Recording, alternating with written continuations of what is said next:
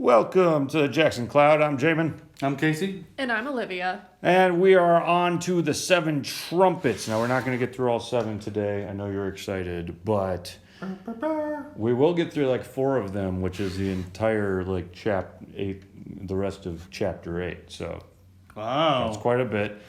But then when we get into like the second half of these trumpets, like the final 3, it gets a little more intense and we need more time to dissect a lot of themes that were going on.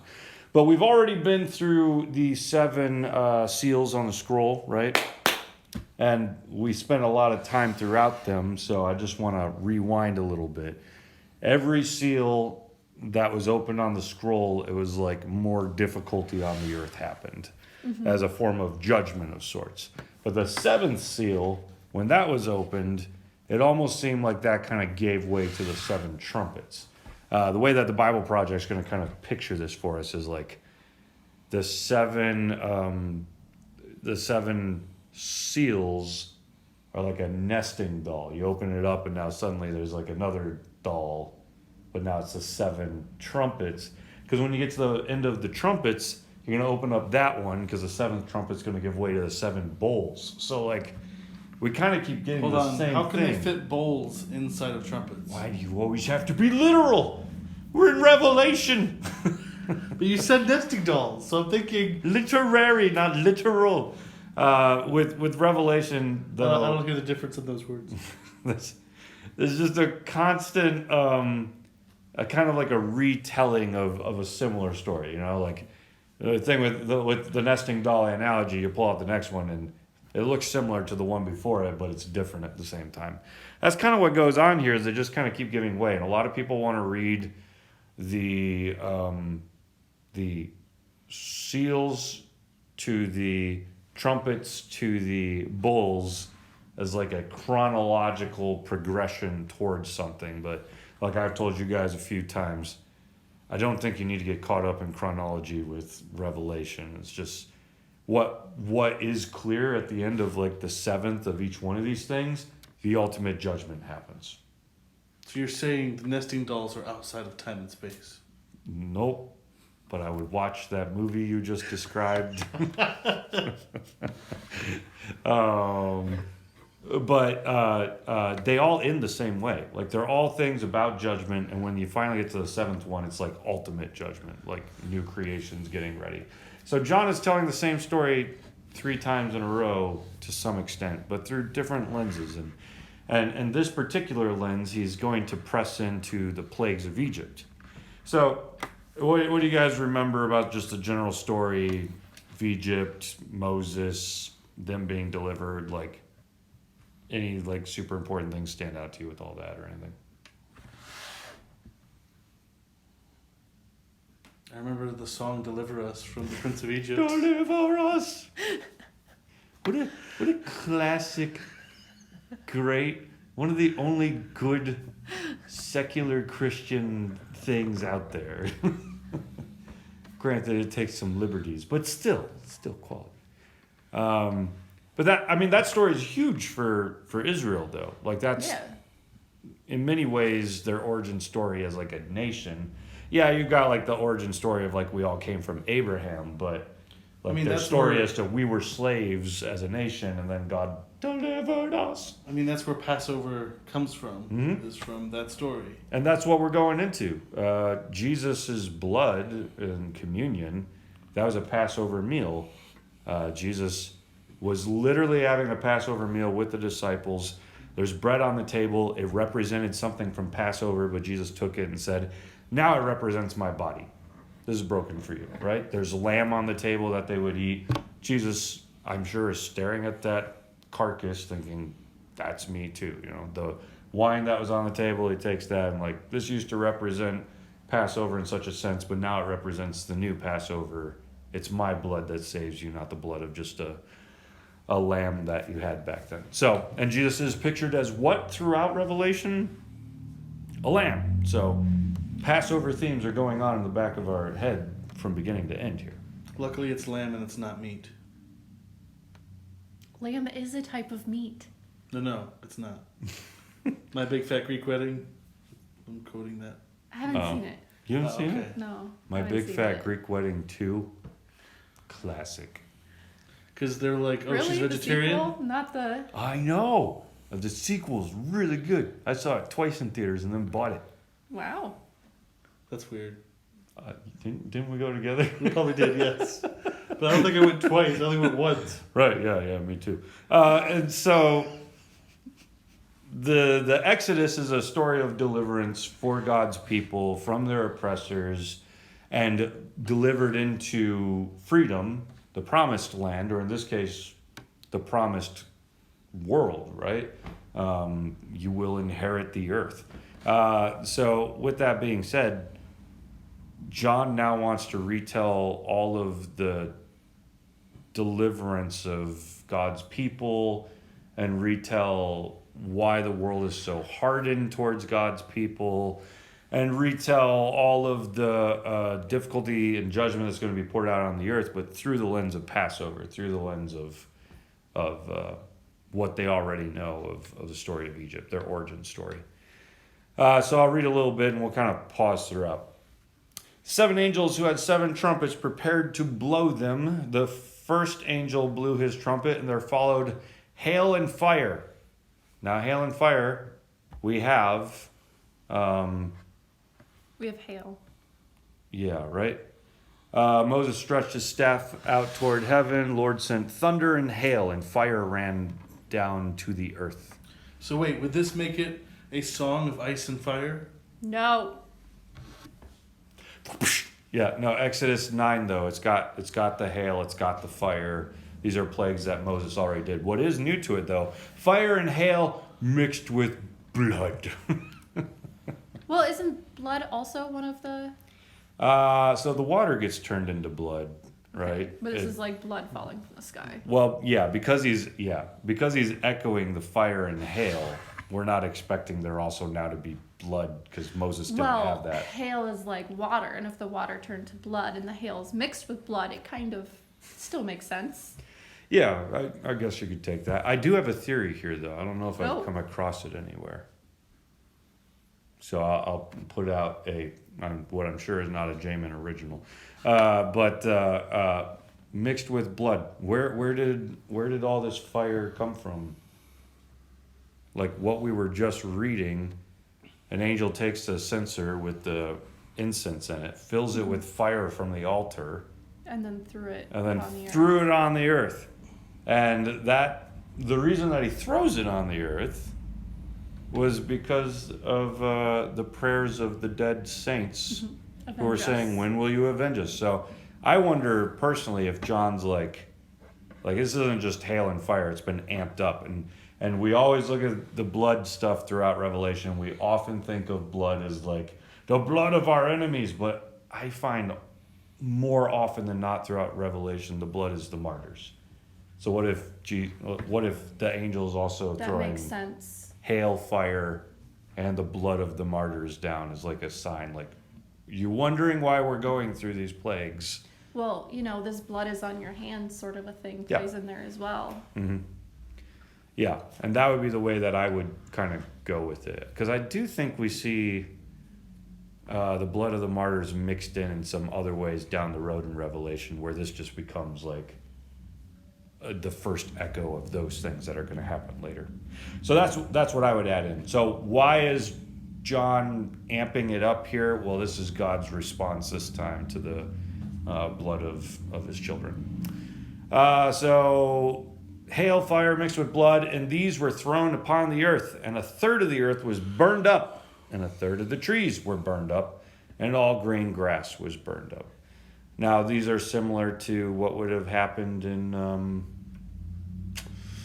what happened with the Egypt plagues. Is a lot of the landscaping was affected, farming and all that was messed up. It was part of the judgment. Is like, now you're going to suffer from not just the plagues, but also from like famine, things like that, because these are going to affect other things.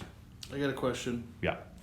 So in green grass, is he referring to like American lawn crabgrass? I want you to know that was my first thought as well. Yes. Was the American lawns of Or is it green like grass. wild grass that sometimes grows too high and then becomes like... Well, wild grass is less green. Right. How is this your first questions for both of you? Because I hate grass lawns. Because you both don't like mowing. Right? Yes. No, because I'm allergic to grass, and grass lawns Grass suck. is everywhere, Olivia. I know. I don't like mowing. That's my reason. Well, I didn't expect to answer the question, but probably inclusive of all great vegetation, as in the Exodus story, which says all the plants of the field. Okay. Is my quick faith life study Bible answer to you. So, yeah, so lots of things are being affected by the vegetation is getting messed up, and now life is getting messed up because if you can't eat. Sorry, you've it got was problems. just the fact that it said specifically green grass was the part that like. Well, green as in threw me like off. good crops, like healthy stuff is no longer healthy anymore. Listen, there's green grass and then there's lawn maintenance crabgrass. Those are two separate things. I have onion grass in my yard, so I don't know what you're talking about. You don't have a yard. In the lack of the yard I have, it smells like onions when you cut it. It is horrible. It might just be wild onion. It probably is. Well, yeah, but the You have third, tasted the second angel blew his trumpet, and something like a great mountain burning with fire was thrown into the sea, and a third of the sea became blood. Okay, so sea Wait, becoming blood. You just mentioned that, right? That does happen in the Mhm. Exodus story. So the plagues are being mirrored again. What were you gonna say? Is it a mountain on fire or a volcano? That's also what I was thinking. Okay. A great mountain burning with fire was thrown into the sea. Sounds a lot like a volcano. So I'm glad you guys Especially if caught the that. sea becomes blood. It could just be that the sea is turning red from the lava. I'm glad you guys caught it. This is where I'm starting to realize my thinking in my Bible study has become so biblically ingrained that I can't even think of common sense things anymore. Because like my mind was like, in the book of Daniel, there's that statue where a great rock is picked up and tossed at it and it crashes into pieces. So like my mind instantly goes down. But yeah, what you guys are saying with a great mountain burning with fire, obviously that could easily be a volcano. And it could be a volcano that John has already seen himself because Mount Vesuvius was a huge deal back in the day. And there are moments in John's writing where there's plenty of scholars. There's a lot of the lay people who are always like, this is all to come and it's going to be crazy. And then there's some scholars who are like, yeah, some of it, a lot of it. And then there's other scholars like, a lot of this already happened. Like they're all over the map as to like when and what.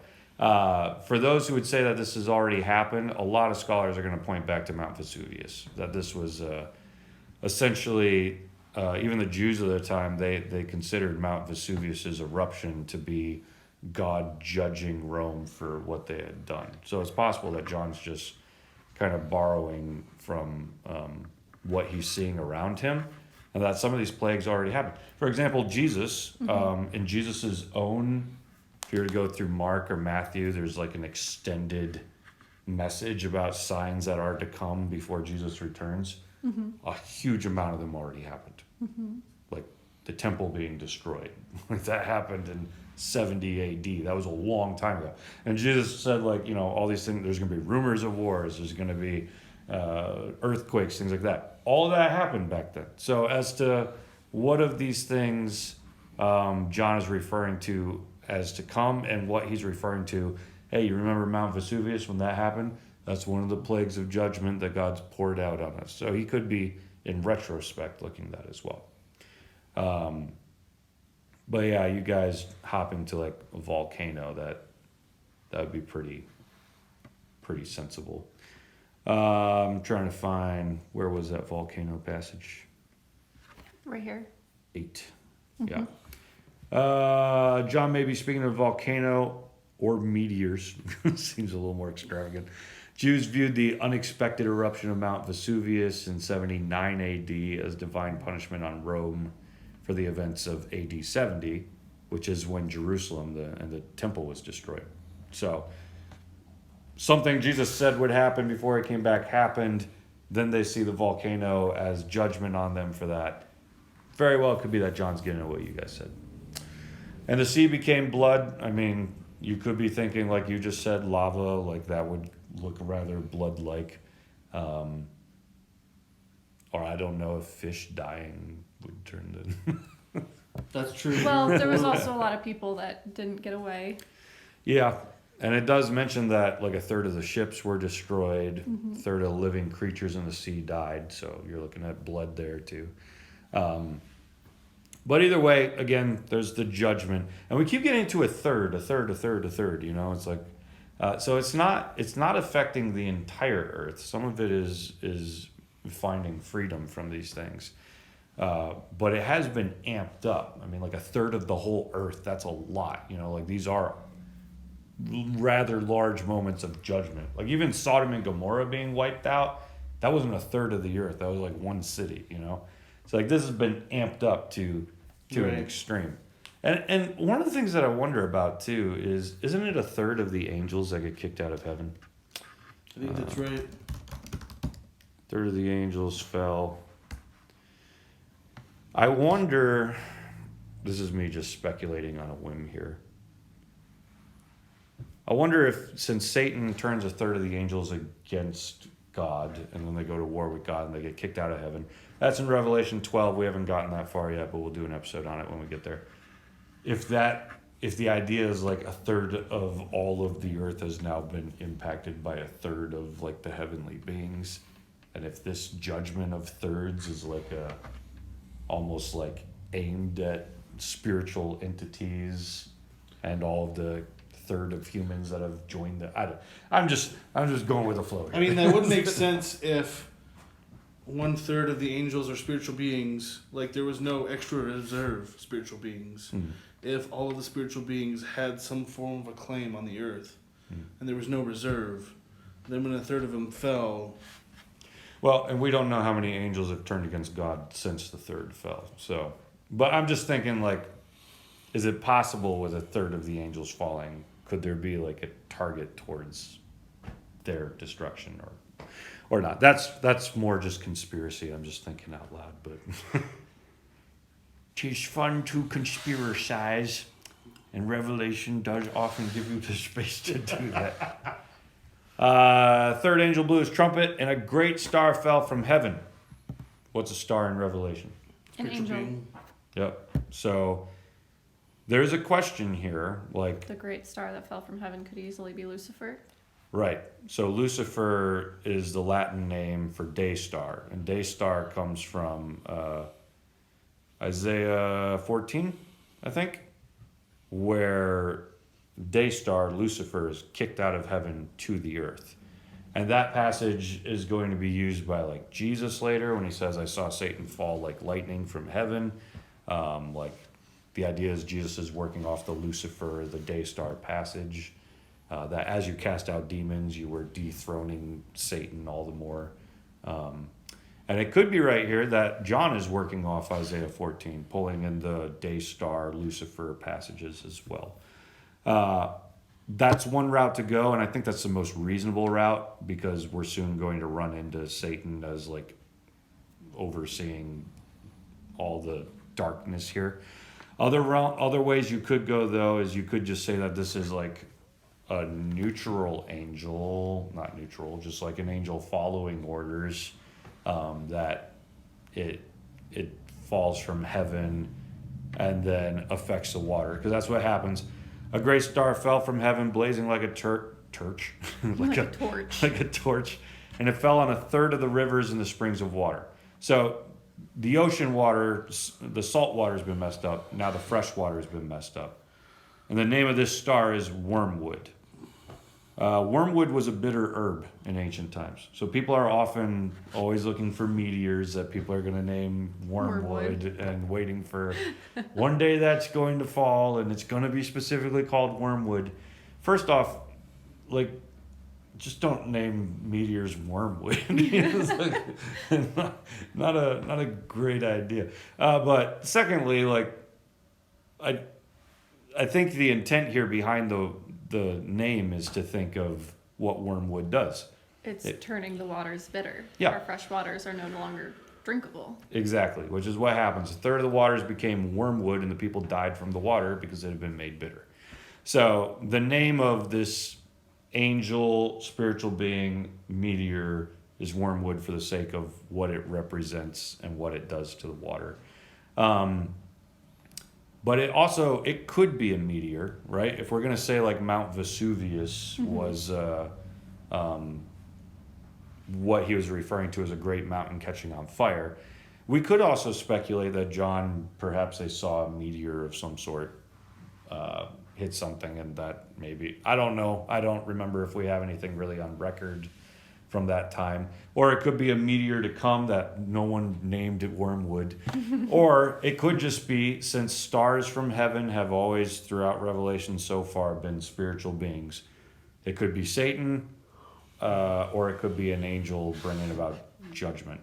So, not super helpful. Good guy, bad guy, or science? I mean, if a meteor did All of strike, the above? None of the above? You decide. like if a Choose meteor, your own adventure here. if a meteor did strike the Rocky Mountains, and was able to like poison the water that comes from there, that would flow into the rivers and things, it could hit a lot of people that way.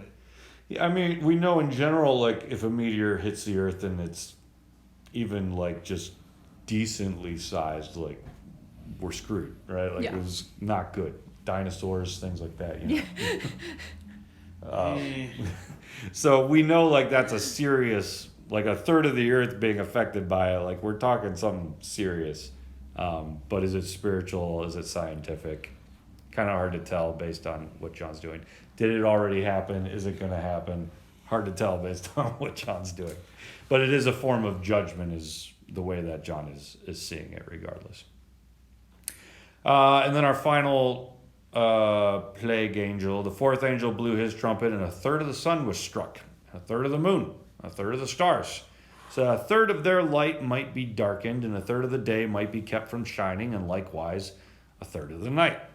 So things are getting dark, which Jesus himself had mentioned. How?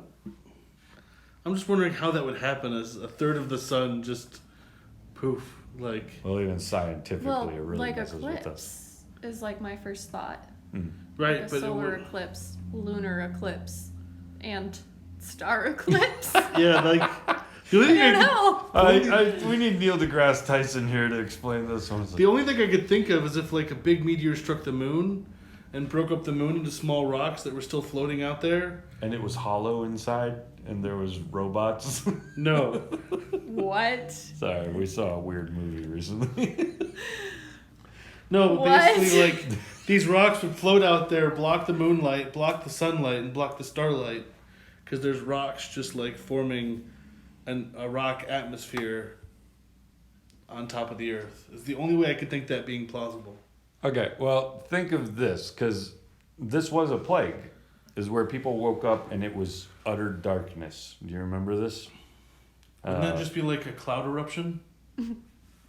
They woke up and there was darkness over the land, darkness to be felt. So Moses stretched out his hand toward heaven. There was pitch darkness in all the land of Egypt.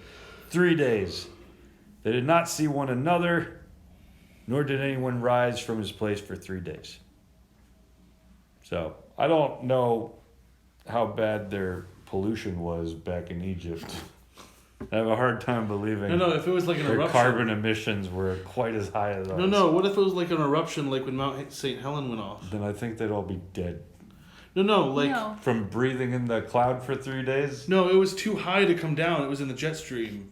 But it was still thick enough to where it made, like, the north side of the U.S., like, dark for a couple days. Just pitch black, can't even see you next to me right now. No, it wasn't that dark. But That's how dark it was in Egypt. I know, but that's the only thing I could think of is Mount St. Helens and the cloud cover that happened.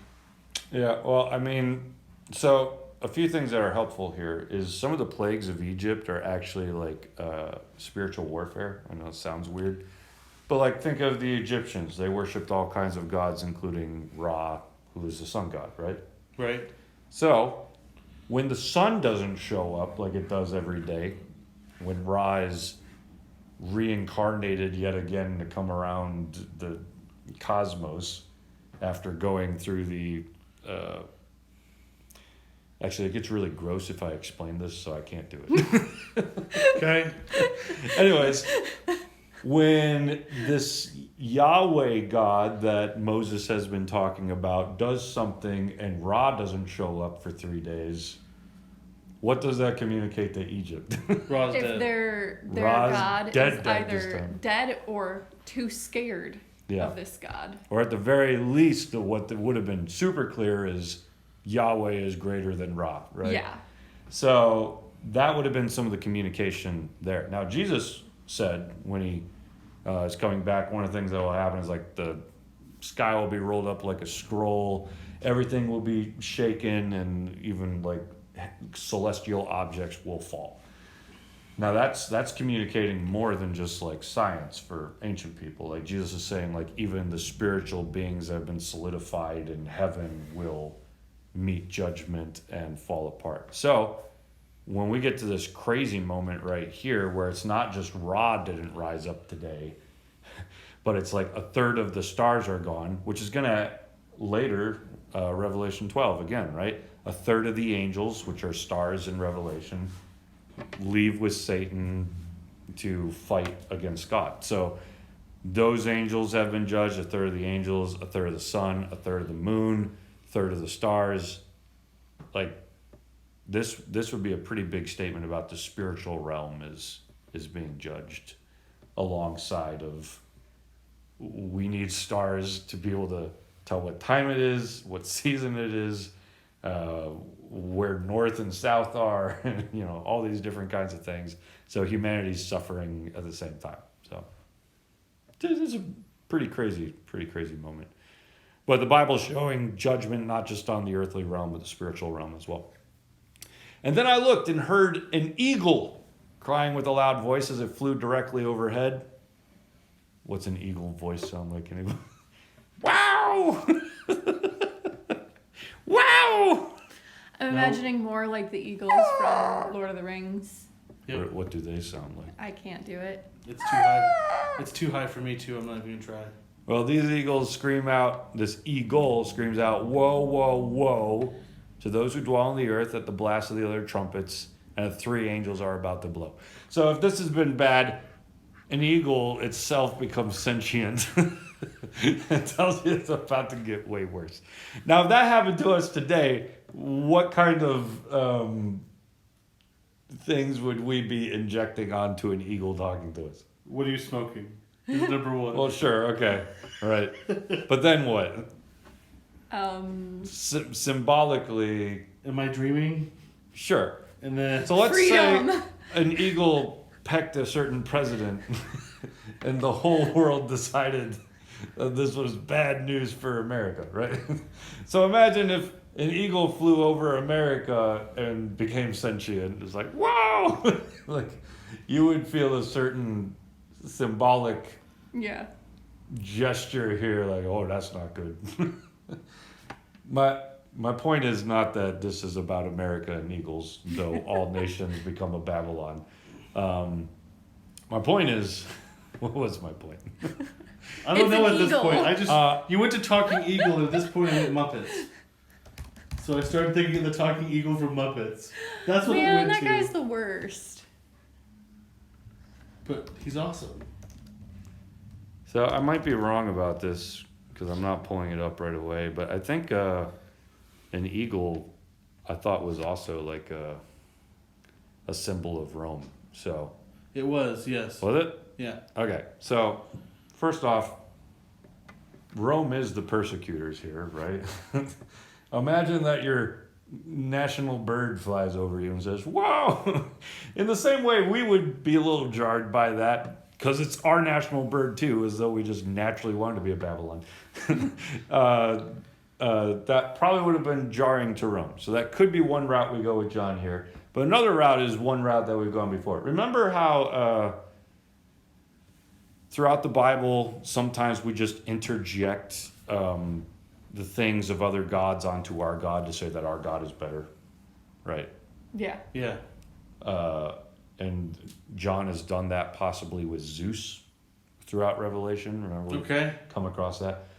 An eagle was Zeus's bird that communicated things on his behalf.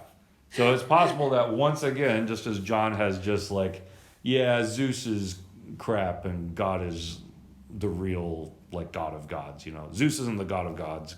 Yahweh is the God of gods. And John will just sometimes interject Yahweh over things that I belong feel like with Zeus. the dove would have still been a better choice for modern We day. really only have the dove show up as descending on Jesus. Right. Like we use the symbolatry of doves with the Holy Spirit constantly, but there's one passage. And it's possible because in Greek mythology, like the dove represented kind of like a messenger spiritual being too. So it's possible that they were borrowing from other Greek stuff to come up with the dove symbolism there as well. Anyways, Zeus isn't the real God. God's the real God. God's the one sending out the eagle, not Zeus. And that's where we'll wrap up for today, because the next 3 trumpets, they do extend to a higher degree. But you have seen already, like, these trumpets are in the general direction of plagues. John is retelling the 7 seals now through an Exodus story. At the trumpet call. Listen, I refrained this entire episode. Okay. I was just putting it at the end. That way it was at the end and we're all good. We're just saying something. This was one of our longer episodes, but we did cover 4 trumpets instead of 1 seal per episode. So, yeah, you can applaud that. You're welcome.